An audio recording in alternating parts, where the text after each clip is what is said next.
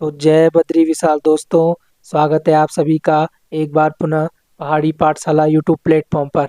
आशा करता हूं कि आप सभी स्वस्थ होंगे और आपकी पढ़ाई भी बहुत अच्छी चल रही होगी। तो दोस्तों, हम उत्तराखंड में पढ़ रहे थे जिला परिचय, और जिला परिचय में मैंने आपको लगभग 4-5 जिले उत्तराखंड के कंप्लीट करवा दिए थे। उनके बारे में मेन मेन जो एग्ज़ाम के लिए मुख्य मुख्य बातें हैं उनके बारे में हमने चर्चा कर ली थी। आज बढ़ते हैं हम एक नए जिले की ओर, जिसका नाम है पौड़ी गढ़वाल। ठीक है, पौड़ी गढ़वाल जिले के बारे में हम जो एग्जाम के लिए मेन मेन बातें हैं उनके बारे में आज हम चर्चा करेंगे। तो अच्छे से सुनिएगा, अच्छे से नोट्स बनाइएगा। ठीक है, बात है 1839 की। बात है 1839 की। 1839 में एक जिला बनता है जिसका नाम है गढ़वाल। गढ़वाल जिला। ठीक है, अब ये गढ़वाल जिला बनता है 1839 में, और इस गढ़वाल जिले का जो मुख्यालय है, जो हेडक्वार्टर है, वो पौड़ी ट्रांसफ़र किया जाता है 1840 में। पौड़ी ट्रांसफ़र किया जाता है 1840 में। ये बातें क्लियर है। मैंने कहा कि 1839 में एक गढ़वाल जिला बनता है, जिस गढ़वाल जिले का जो मुख्यालय है वो पौड़ी ट्रांसफ़र किया जाता है 1840 में। तो हम मोटा मोटा बोल लेते हैं कि जो पौड़ी गढ़वाल जिले की स्थापना हुई वो कब हुई? 1840 में। ये बातें क्लियर हो गई। ठीक है, अब देखो, पौड़ी गढ़वाल जिले की स्थापना हुई 1840 में। ठीक है, अब जो हमारा मेन पौड़ी है, ठीक है, जो हमारा मेन पौड़ी है, अब ये पौड़ी है एक पहाड़ी पर, जिस पहाड़ी का नाम है कंडोलिया पहाड़ी। जिस पहाड़ी का नाम है कंडोलिया पहाड़ी। कंडोलिया पहाड़ी पर स्थित है पौड़ी, जो मेन पौड़ी है। ठीक है, मेन पौड़ी सिटी है जो कंडोलिया पहाड़ी पर स्थित है। अब जो ये कंडोलिया पहाड़ी है, इसी पहाड़ी पर एक मंदिर है, जिस मंदिर का नाम है कंडोलिया महादेव मंदिर। ठीक है, कंडोलिया महादेव मंदिर। ये बातें आपको क्लियर रखनी है कि कंडोलिया महादेव मंदिर कहाँ है? पौड़ी में। अब कंडोलिया महादेव मंदिर को जाना जाता है न्याय के देवता के रूप में। ठीक है, स्थानीय मान्यताओं के आधार पर इनको माना जाता है न्याय के देवता। जैसे हमारे गोलू देवता को माना जाता है ना, सेम वैसे ही। ठीक है, ये बातें क्लियर हो गई। अब जो ये हमारा पौड़ी है, इस पौड़ी में है, देखो आपको पता है कि उत्तराखंड में है 2 मंडल। उत्तराखंड में है 2 मंडल। एक मंडल का नाम है गढ़वाल मंडल। एक मंडल का नाम है गढ़वाल मंडल, और एक मंडल का नाम है कुमाऊं मंडल। कुमाऊं मंडल। ठीक है, ये बातें क्लियर हो गई। अब जो ये गढ़वाल मंडल है, गढ़वाल मंडल की जो स्थापना हुई थी वो 1969 में हुई थी। गढ़वाल मंडल की स्थापना। अब जो गढ़वाल मंडल की स्थापना है 1969 में, लेकिन इनका हेडक्वार्टर कहाँ है? तो सर आप बोलोगे पौड़ी में। तो यहाँ से आपको एक बात और पता चल गई कि गढ़वाल मंडल का मुख्यालय पौड़ी जिले में स्थित है, पौड़ी में स्थित है। यहाँ तक ये बातें क्लियर हो गई। ठीक है, अब देखो अगली बात, अगर अगले फैक्ट के बारे में चर्चा करें, तो देखो आपको पता है कि उत्तराखंड में कुल है 95 ब्लॉक। कितने ब्लॉक हैं? 95। क्या है? ब्लॉक है। इन्हीं ब्लॉकों को हम क्या बोलते हैं? इन्हीं ब्लॉकों को हम बोलते हैं विकास खंड। क्या बोलते हैं? विकास खंड। ठीक है, तो उत्तराखंड में कुल कितने ब्लॉक है? तो आपका आंसर होगा सर 95। और इन्हीं 95 ब्लॉकों में से अकेले 15 ब्लॉक। कितने ब्लॉक? 15 ब्लॉक। ठीक है, 15 ब्लॉक है कहाँ? तो सर आपका आंसर होगा पौड़ी में। ठीक है, और उत्तराखंड में सबसे ज़्यादा ब्लॉक, उत्तराखंड में सबसे ज़्यादा ब्लॉक, ठीक है, सबसे ज़्यादा ब्लॉक अगर किसी जिले में है तो वो है हमारा पौड़ी में। ठीक है, तो आपके पास क्वेश्चन आएगा कि उत्तराखंड का सर्वाधिक ब्लॉकों वाला या विकास खंडों वाला जिला कौन सा है? तो आपका आंसर होगा पौड़ी। ठीक है, कितने ब्लॉक है? तो सर 15 ब्लॉक है। यहाँ तक ये बातें क्लियर हो गई। और ओवरऑल पूरे उत्तराखंड में कितने ब्लॉक है? तो सर 95 ब्लॉक है। तो आई होप कि आपकी ये बातें समझ में आ गई होंगी, बिल्कुल बेसिक बातें हैं। ठीक है, अब बढ़ते हैं हम पौड़ी गढ़वाल की थोड़ा ज्योग्राफी के बारे में। ठीक है, कि कहाँ पर विस्तारित है, कहाँ पर फैला हुआ है। तो ये आपको स्क्रीन पर दिख रहा होगा उत्तराखंड का मैप, और ये है हमारा पौड़ी गढ़वाल जिला। ठीक है, ये है हमारा पौड़ी गढ़वाल जिला। अगर बात करें कि पौड़ी गढ़वाल जिला किस हिमालय में है, तो आपका आंसर होगा सर मध्य हिमालय और शिवालिक श्रेणी में। ठीक है, पौड़ी गढ़वाल जिला किस हिमालय में है? तो सर आप बोलोगे मध्य हिमालय, जिस हिमालय को हम लघु हिमालय के नाम से भी जानते हैं, मध्य हिमालय और शिवालिक श्रेणी या शिवालिक हिमालय। ठीक है, और शिवालिक हिमालय को हम क्या बोलते हैं, बाह्य हिमालय। तो ये बातें क्लियर हो गई, दो हिमालयों में इसका फैलाव है। अब अगर बात करें पौड़ी गढ़वाल जिले की सीमाओं की, ठीक है, अगर इसकी सीमाओं की बात करें तो यहाँ पे आप देख रहे हो, इधर से अगर हम देखें तो यहाँ से लग रहा है ये देहरादून से, तो मैंने यहाँ पे दे दिया 1 नंबर देहरादून। ठीक है, अब अगर थोड़ा ऊपर जाएं तो यहाँ पे आप देख रहे होंगे, इधर से ये एक जिले के साथ बॉर्डर बना रहा है। ठीक है, इधर से एक जिले के साथ बॉर्डर बना रहा है, जिस जिले का नाम क्या है, टिहरी गढ़वाल। तो यहाँ पे आप दे दो 2 नंबर। ठीक है, उसके बाद देखो, यहाँ से एक ये इस जिले के साथ सीमा बना रहा है, जिस जिले का नाम है रुद्रप्रयाग। तो यहाँ पे मैंने दे दिया 3 नंबर। ठीक है, उसके बाद अगर हम थोड़ा इधर देखें तो यहाँ से बात करें हम, तो यहाँ पे ये एक जिले के साथ सीमा बना रहा है, जिस जिले का नाम है चमोली। तो हम यहाँ पे लिख देंगे 4 नंबर। ठीक है, उसके बाद अगर हम बात करें तो यहाँ से आप थोड़ा नीचे जाओगे तो इधर आप देख रहे होंगे थोड़ा दक्षिण पूर्व दिशा में, तो ये लग रहा, दक्षिण के पूर्व की दिशा में ये लग रहा है अल्मोड़ा जिले के साथ, और इसको देंगे हम 5वां नंबर। ठीक है, उसके बाद अगर बात करें कि यहाँ पे देखें थोड़ा, तो ये लग रहा है नैनीताल जिले के साथ, और ये हो गया हमारा 6वां नंबर। ठीक है, किसके साथ, नैनीताल जिले के साथ। अब अगर थोड़ा इधर बात करें यहाँ पे, तो ये लग रहा है हरिद्वार के साथ, और ये दे दिया 7वें साथ। ठीक है, 7वें जिले के रूप में। अब अगर थोड़ा हम इधर नीचे से देखें यहाँ पे, ठीक है, थोड़ा दक्षिण में, तो ये देखो इधर है पूरा ये यूपी। ठीक है, ये क्या है, यूपी। और यूपी का एक जिला है यहाँ पे बिजनौर। ठीक है, बिजनौर। ठीक है, तो यहाँ पे ये बिजनौर के साथ भी सीमा बना रहा है। तो यहाँ से आपको क्या मिला, यहाँ से आपको सर एक कंक्लूजन मिला कि पौड़ी गढ़वाल, पौड़ी गढ़वाल उत्तराखंड के 7 जिलों के साथ सीमा बनाता है, 7 जिलों के साथ सीमा बनाता है। ठीक है, तो आपके पास क्वेश्चन आएगा कि उत्तराखंड का वह जिला जिसकी सीमाएं सबसे ज्यादा जिलों के साथ लगती है, तो आप बोलोगे सर वो जिला है पौड़ी गढ़वाल। ठीक है, वो जिला है पौड़ी गढ़वाल। अब इन जिलों को याद करने के लिए मैंने एक ट्रिक बनाई है, वो ट्रिक आपने याद रखनी है। आपने लिखना है ए लिखना है, उसके बाद आपके घरों में होगा टीवी, तो आपने लिखना है डीटीएच। ठीक है, ADTH। उसके बाद लिखना है आपने एनआरसी। ठीक है, एनआरसी, और लास्ट में इधर थोड़ा दूर लिख देना बी। ठीक है, अब बी से बी के ब्रैकेट में लिख देना यूपी। ठीक है, बी से बागी स्वर मत करना। तो देखो, अगर हम देखें यहाँ पे ए लिखा है, तो ए से हो जाएगा अल्मोड़ा। ठीक है, ए से क्या हो जाएगा, ये देखो यहाँ पे लिखा है ना अल्मोड़ा, अल्मोड़ा के साथ बना रहा है, तो ए से हो जाएगा अल्मोड़ा। डी डी से हो जाएगा, ये देखो यहाँ पे देहरादून लिखा है, तो देहरादून के साथ सीमा बना रहा है। उसके बाद टी टी से ये हो जाएगा टिहरी गढ़वाल। एच से हो जाएगा हरिद्वार। एन से हो जाएगा नैनीताल। ठीक है, आर से हो जाएगा रुद्रप्रयाग। सी से हो जाएगा चमोली, और बी से हो जाएगा सर आपका बिजनौर। देखो बागेश्वर मत करना। ठीक है, तो उत्तराखंड का सर्वाधिक सीमाओं से मिलने वाला जिला पौड़ी गढ़वाल। ठीक है, कितने जिलों के साथ लगता है सर, 7 तो हमारे उत्तराखंड के जिलों के साथ लगता है, और एक यूपी के जिले के साथ। तो टोटल तो ओवरऑल तो 8 हो गए ना, लेकिन उत्तराखंड के 7 है और यूपी का एक है, जिसका नाम क्या है सर, बिजनौर। ठीक है, जिसका नाम क्या है, बिजनौर। अब अगर बात करें हम उत्तराखंड पौड़ी गढ़वाल जिले के क्षेत्रफल के बारे में, एरिया कितना है। ठीक है, अगर हम पौड़ी गढ़वाल के एरिया के बारे में बात करें तो सर इसका एरिया है, क्षेत्रफल है 53 उनतीस किलोमीटर स्क्वायर। 5329 ठीक है, 5329 किलोमीटर इसका क्या है, स्क्वायर, वर्ग किलोमीटर स्क्वायर क्या है, इसका क्षेत्रफल है।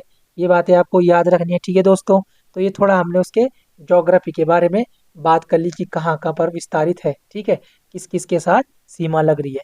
अब बढ़ते हैं थोड़ा आगे। ठीक है दोस्तों, अब देखो थोड़ा हम पौड़ी गढ़वाल जिले के एक दो मेन मेन वन लाइनर के बारे में बात करते हैं। देखो, पौड़ी गढ़वाल में एक जिला है, जो एक जगह है जिसका नाम है खिरसू। ठीक है, तो आपके पास क्वेश्चन आएगा कि खिरसू नामक पर्यटक स्थल, पर्यटक खिरसू नामक पर्यटक स्थल। तो खिरसू नामक पर्यटक पर्यटक स्थल भी कहाँ है? तो सर आपका आंसर होगा पौड़ी। ठीक है, पौड़ी में एक जगह है खिरसू, बहुत सुंदर जगह है। ठीक है, उसके बाद अगर बात करें अगले वन लाइनर के बारे में कि पौड़ी की सर्वोच्च चोटी, पौड़ी की जो हाईएस्ट पीक है, पौड़ी की सर्वोच्च चोटी, सर्वोच्च चोटी, तो पौड़ी की जो सर्वोच्च चोटी है वो है झंडीदार, वो है झंडीदार। ये बातें क्लियर हो गई। उसके बारे में उसके बाद अगर हम बात करें कि सबसे ज्यादा, सबसे ज्यादा परती भूमि, परत परती भूमि, ठीक है, सबसे ज्यादा परती भूमि, तो आप बोलोगे सर सबसे ज्यादा परती भूमि भी कहाँ है? पौड़ी में है। अगर बात करें अगले वन लाइनर के बारे में कि पौड़ी को हिल स्टेशन का दर्जा कब दिया गया, तो पौड़ी हिल स्टेशन, पौड़ी को हिल स्टेशन दर्जा, ठीक है, पौड़ी को हिल स्टेशन का दर्जा दिया गया 1992 में। ये बातें आपको याद रखनी है कि पौड़ी को हिल स्टेशन का दर्जा कब दिया गया, तो आपका आंसर होगा सर 1992। अगर बात करें अगला, तो एक झील बन रही है पौड़ी में जिस झील का नाम है लोआली झील। ठीक है, लोआली झील, तो लोआली झील भी कहाँ है? तो सर आपका आंसर होगा पौड़ी। ठीक है, उसके बाद अगर बात करें कि इंद्रकील पर्वत, इंद्रकील पर्वत, इंद्रकील पर्वत, तो इंद्रकील पर्वत भी कहाँ है? पौड़ी में है। ठीक है, उसके बाद अगर बात करें उसके बाद कि झिलमिल गुफा, झिलमिल गुफा, ठीक है, तो झिलमिल गुफा भी कहाँ है? पौड़ी में। जबकि झिलमिल ताल कहाँ है? यहीं पे साइड में लिख दो झिलमिल ताल, झिलमिल ताल, ठीक है, गोल आकृति का ताल है, तो झिलमिल ताल है चंपावत में। ठीक है, झिलमिल ताल चंपावत में। अगर यहीं पर आए कि झिलमिल, झिलमिल आरक्षित, ठीक है, पशु पक्षी रहते हैं झिलमिल आरक्षित, जंगली जानवर, ठीक है, तो जंगली जानवर रहते हैं झिलमिल आरक्षित, ये है हरिद्वार में। ठीक है, तो ये एक्स्ट्रा फैक्ट में आपने ये बातें भी याद रखनी है। जबकि झिलमिल की गुफा कहाँ है? पौड़ी में। ठीक है, यहाँ तक ये बातें क्लियर हो गई। अब देखो यहाँ पर है एक कुंड जिस कुंड का नाम है तारा कुंड। ठीक है, तो तारा कुंड भी कहाँ है? तो आपका आंसर होगा सर पौड़ी में। उसके बाद अगर बात करें दुग्ध ताल, ठीक है, तो दुग्ध ताल भी कहाँ है?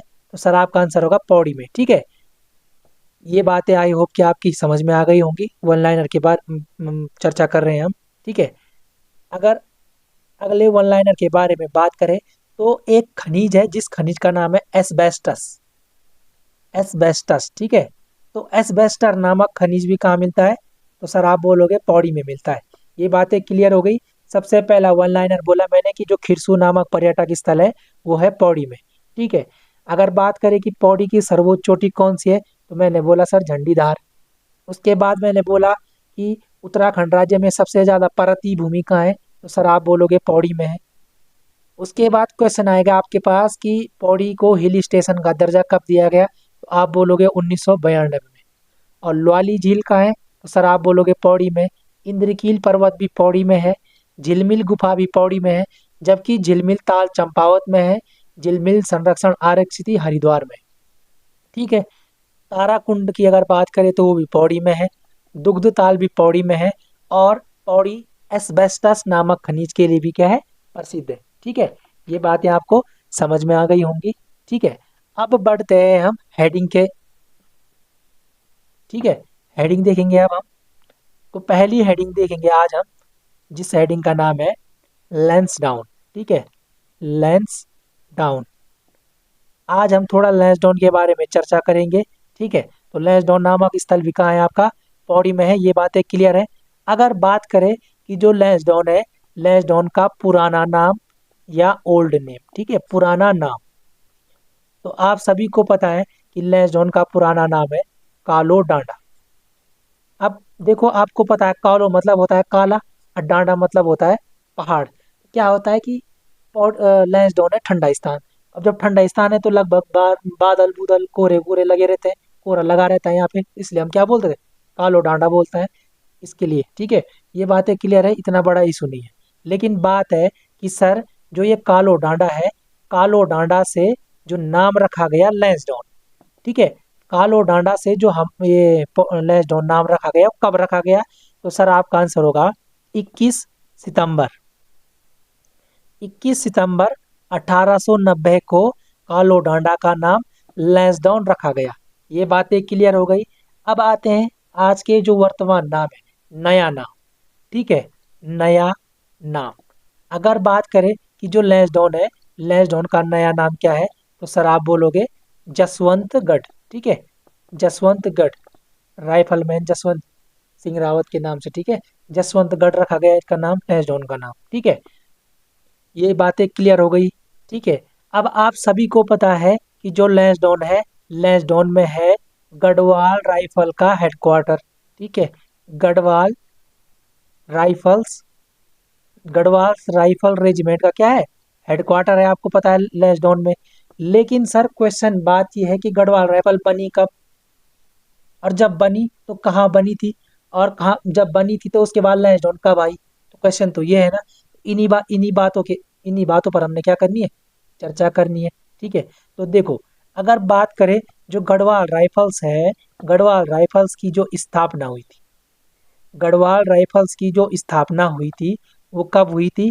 तो सर आप बोलोगे 5 मई, 5 मई 1887। 5 मई 1887 को गढ़वाल राइफल्स की स्थापना हुई। लेकिन बात यह है कि गढ़वाल राइफल्स की स्थापना लैंसडाउन में नहीं हुई, ये हुई थी रानीखेत। रानीखेत, ठीक है, रानीखेत कहाँ है? तो आपको पता है अल्मोड़ा में है रानीखेत। तो 5 मई 1887 को गढ़वाल राइफल्स की स्थापना हुई रानीखेत अल्मोड़ा में। अब अगर बात करें कि गढ़वाल राइफल्स को बनाने का विचार, ठीक है, किसी ना किसी के दिमाग में तो आया होगा ना ये आइडिया कि गढ़वाल राइफल्स बनाते हैं। तो विचार किसका था? तो गढ़वाल राइफल्स को बनाने का विचार था लाट सूबेदार, लाट सूबेदार, लाट सूबेदार बलभद्र सिंह नेगी, बलभद्र सिंह नेगी। ठीक है, और ये पेपरों में पूछा जा चुका है कि गढ़वाल राइफल्स को बनाने का विचार किसका था? तो लाट सूबेदार बलभद्र सिंह नेगी। ये बातें आपको याद रखनी है। ठीक है, अब देखो, स्थापना तो हो गई गढ़वाल राइफल्स की 5 मई 1887 को रानीखेत अल्मोड़ा में। ठीक है, लेकिन बात यह है कि जो गढ़वाल राइफल्स का जो हेडक्वार्टर है वो लैंसडाउन कब आया? ठीक है, तो हेडक्वार्टर हेडक्वार्टर है जो, वो लैंसडाउन कब आया? ठीक है, लैंसडाउन या गढ़वाल राइफल लैंसडाउन कब आई? तो लैंसडाउन आई गढ़वाल राइफल 4 नवंबर, 4 नवंबर 1887 को। ठीक है, 4 नवंबर 1887 को गढ़वाल राइफल्स लैंसडाउन आई। ठीक है, ये बातें क्लियर हो गई। अगर जब आई तो कौन लाए? तो सर वो थे colonel मैनवरिंग, colonel मैनवरिंग।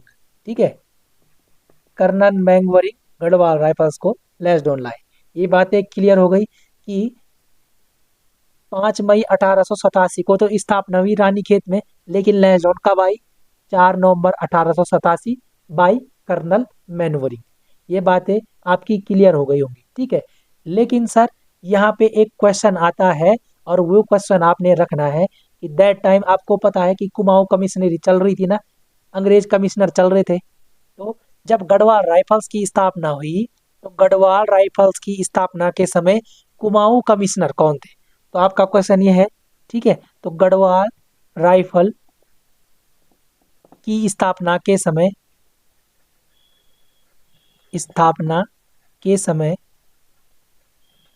Kumaon commissioner, Kumaon commissioner, तो गढ़वाल राइफल्स की स्थापना के समय कुमाऊं कमिश्नर कौन थे? तो आपका आंसर होगा H.G.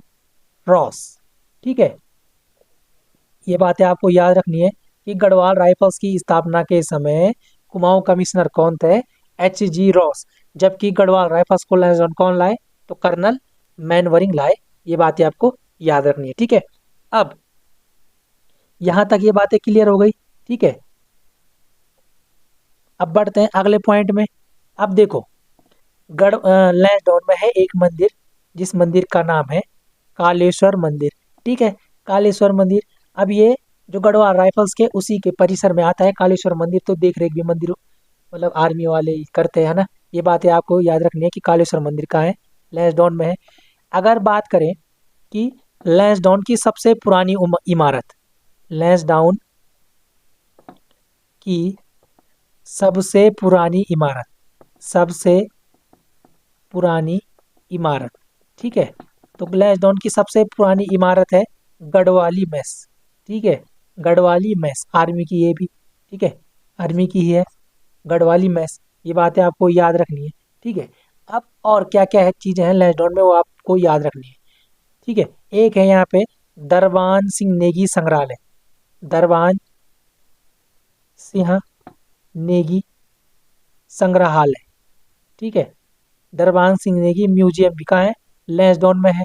लेकिन बना कब, तो सर ये जो म्यूजियम बना था ये बना था 1983 में। ये बातें आपको याद रखनी है, 1983 में दरबान सिंह नेगी संग्रहालय बना। अब सर दरबान सिंह नेगी जी कौन थे, तो दरबान सिंह नेगी जी थे जिनको 1914 में, जिनको 1914 में विक्टोरिया क्रॉस मिला। क्या मिला, विक्टोरिया क्रॉस, अंग्रेज देते थे ना इसको, विक्टोरिया क्रॉस पुरस्कार को, विक्टोरिया क्रॉस, ठीक है। 1914 में विक्टोरिया क्रॉस मिला, और कैसे मिला, सबसे पहले प्रथम। लेकिन मैंने जब आपको टिहरी जिला पढ़ाया था तो मैंने आपको एक महान व्यक्ति के बारे में बताया था जिनका नाम था गबर सिंह नेगी, जिनका नाम क्या था, गबर सिंह नेगी, है ना। तो गबर सिंह नेगी का संबंध भी कहाँ से था, तो आपको पता है गढ़वाल राइफल से था। लेकिन गबर सिंह नेगी को भी विक्टोरिया क्रॉस मिला 1915 में। लेकिन इनको कैसे मिला, सर इनको मिला मरणोपरांत, जब इन शहीद हो गए थे, जब इनकी मृत्यु हो गई थी, मरणोपरांत, ठीक है, मरणोपरांत मिला, मरणोपरांत मिला 1915 में। ये बातें आपको याद रखनी है, ठीक है। लैंसडाउन के बारे में अभी हम चर्चा कर रहे हैं। अब बढ़ते हैं अगले फैक्ट के बारे में। तो आपको पता है कि लैंसडाउन में है एक झील, जिस झील का नाम है बुलाताल, जिस झील का नाम क्या है, बुलाताल। पर्यटन की दृष्टि से बहुत महत्वपूर्ण है बुलाताल। अगर आपके पास क्वेश्चन है कि कैसी झील है, तो सर ये है मानव निर्मित झील, मानव निर्मित झील, ठीक है, मानव निर्मित झील है, पर्यटन की दृष्टि से महत्वपूर्ण है बुलाताल वाली झील। उसके बाद अगर, अब जो मेन फैक्ट है आपको उसके बारे में याद होना चाहिए कि लैंसडाउन में है एक मंदिर, जिस मंदिर का नाम है संतोषी माता मंदिर, ठीक है, संतोषी माता मंदिर है। और संतोषी माता मंदिर के ही निकट, इसी के निकट उत्तराखंड का, उत्तराखंड का तीसरा, उत्तराखंड का थर्ड डॉपलर, डॉपलर रडार लगाया गया है, ठीक है, डॉपलर रडार लगाया गया है, ठीक है। अब डॉपलर रडार क्या होता है, तो सर डॉपलर रडार होता है कि जो, जिससे हम मौसम का पूर्वानुमान लगाते हैं, ठीक है, मौसम का क्या लगाते हैं, पूर्वानुमान, ठीक है। मतलब थोड़ा बहुत मौसम के बारे में जानकारी पा लेते हैं पहले ही, ठीक है, मौसम से संबंधित जानकारी देता है। अब मैंने यहाँ पे बोला कि उत्तराखंड का तीसरा डॉपलर रडार, तो इसका मतलब कहीं पर पहला भी होगा और कहीं पर दूसरा भी होगा, है ना। तो देखो, एक है हमारा कहाँ पे, तो सर आप बोलोगे सुरकंडा देवी मंदिर में, सुरकंडा देवी में, ठीक है। और सुरकंडा देवी मंदिर का है, तो आपको पता है टिहरी में। तो एक लगा है सुरकंडा देवी मंदिर के समीप, दूसरा लगा है मुक्तेश्वर में, मुक्तेश्वर में, उत्तराखंड का सबसे ठंडा स्थान या मुक सिटी बोलते हैं ना मुक्तेश्वर को, जहाँ पर क्या है वो पशु, वो पशु का, पशुओं से संबंधित कुछ संस्थान है वहाँ पर मुक्तेश्वर में, ठीक है। तो मुक्तेश्वर में लगा है एक, अब मुक्तेश्वर कहाँ है, तो आप बोलोगे सर नैनीताल में। और जो ये तीसरा लगा है, तो ये तीसरा कहाँ पे लगा है, लैंसडाउन में, डॉपलर रडार। तो ये बातें आपको याद रखनी है, ठीक है। उसके बाद अगर बात करें हम, ठीक है, उसके बाद अगर हम बात करें कि जो लैंसडाउन है वो किस चीज़ के लिए फेमस है, तो आप बोलोगे सर इलेक्ट्रॉनिक उद्योग के लिए प्रसिद्ध, इलेक्ट्रॉनिक्स उद्योग के लिए प्रसिद्ध, उद्योग के लिए प्रसिद्ध, प्रसिद्ध, ठीक है। ये बातें आपको याद रखनी है कि आपके पास क्वेश्चन आएगा कि इलेक्ट्रॉनिक उद्योग के लिए प्रसिद्ध कौन सी जगह है, तो आप बोलोगे उत्तराखंड में लैंसडाउन, ठीक है। अब देखो, लैंसडाउन से ही थोड़े कुछ किलोमीटर की दूरी पर एक मंदिर है, जिस मंदिर का नाम है ताड़केश्वर महादेव मंदिर, ताड़केश्वर महादेव मंदिर, ठीक है। बहुत अच्छा, बहुत रमणीक पर्यटक स्थल है। मेरे गृह क्षेत्र से लगभग 13-14 किलोमीटर की दूरी पर है, ठीक है। आप अगर कभी ताड़केश्वर मंदिर आओगे तो आप यहीं से होकर जाओगे मंदिर की तरफ, ठीक है। तो लैसडाउन से अगर हम बात करें, लगभग 35 से 40 किलोमीटर की दूरी पर है, ठीक है। 35 से 40 किलोमीटर की दूरी पर लैसडाउन से, ठीक है, ताड़केश्वर मंदिर। अब अगर बात करें कि ताड़केश्वर मंदिर कहाँ है, तो आप बोलोगे सर पौड़ी में। पौड़ी में भी कहाँ पर है? लैसडाउन के समीप। लेकिन क्वेश्चन है, एक क्वेश्चन है परीक्षावाणी में कि यहाँ पर नदियों का संगम होता है। अदृश्य नदियाँ हैं, ऐसे तो आपको दिखाई नहीं देंगी, लेकिन किताबों में लिखा है तो आपको पढ़ना है, याद करना है ना। तो यहाँ पर होता है मधुगंगा, मधुगंगा और विषगंगा का संगम, विषगंगा, ठीक है। मधुगंगा और विषगंगा का संगम, ठीक है। कहीं कहीं पर मधुगंगा की जगह में लिखा होगा अमृत गंगा, ठीक है। मधुगंगा की जगह लिखा होगा अमृत गंगा। तो आपको ये याद रखना है कि ताड़केश्वर मंदिर का है, पौड़ी में है, ठीक है। लैंसडाउन के निकट है, और यहाँ पे दो नदियों का संगम होता है, मधुगंगा और विषगंगा। ये बातें आपको याद रखनी है, ठीक है। अब जो ताड़केश्वर मंदिर है, आपने पिथौरागढ़ में एक मंदिर देखा होगा, पिथौरागढ़ में एक मंदिर देखा होगा, जिस मंदिर का नाम है हाट कालिका देवी मंदिर, हाट कालिका मंदिर, है ना। हाट कालिका मंदिर है पिथौरागढ़ में। सेम सेम उसी के जैसे, मतलब पर्यावरण की दृष्टि से देखें अगर हम ना, तो आपको लगेगा कि ये सेम सेम है, ठीक है, सेम वैसे ही है, ठीक है। तो यहाँ से आपको एक बात और भी याद रखनी है कि हाट कालिका देवी मंदिर कहाँ है? पिथौरागढ़ में, ठीक है। उसी के जैसा है लगभग, मतलब दिखने में, ठीक है। तो यहाँ तक आपकी ये बातें समझ में आ गई होंगी। तो दोस्तों, आज की क्लास को हम यहीं पे देते हैं विराम। आज हमने सिंपल पौड़ी गढ़वाल जिले के बारे में, थोड़ा बहुत वन लाइनर के बारे में चर्चा की, है ना। पौड़ी गढ़वाल की थोड़ा ज्योग्राफी देखी, स्थापना देखी, है ना। उसके बारे में हमने थोड़ा वन लाइनर देखे, उसके बारे में हम लैशडाउन के बारे में बात की, थोड़ा बहुत बात की, है ना।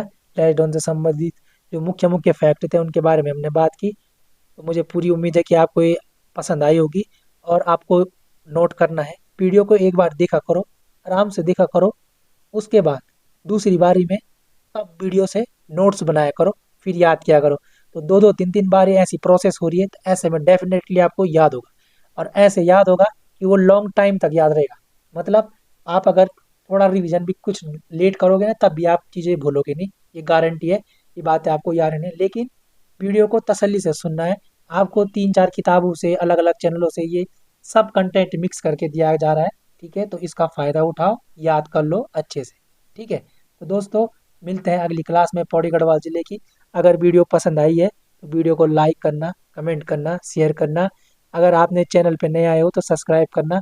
अपने उन दोस्तों तक ज़रूर पहुंचाना वीडियो को जो कोचिंग नहीं जा पाते हैं, घर में हैं लेकिन पढ़ना चाह रहे हैं, टैलेंटेड है, और जो तैयारी भी शुरू कर रहे हैं, अभी 12th पास वाले भाई हैं। अगर आप अभी से लगे रहोगे तो आपको बाद में बहुत फ़ायदा मिलेगा। लेकिन अगर बात कुछ टाइम बाद, काफ़ी टाइम बाद अगर लगोगे, तो आपको थोड़ा हो तो जाएंगी चीज़ें, लेकिन तकलीफें होंगी, लेट होंगी चीज़ें, है ना। आपको भी खुद एहसास होगा कि थोड़ा जल्दी करना चाहिए था। इसलिए अभी आपके पास मौका है। आजकल अभी पेपर भी नहीं इतने, ठीक है। और अभी जो जून में पुलिस कांस्टेबल का पेपर है, उनको तो भाइयों जिला सीरीज जरूर देखनी चाहिए, क्योंकि जिला सीरीज में ही आपका आधा से ज़्यादा उत्तराखंड का जीके खत्म हो जाएगा, ठीक है।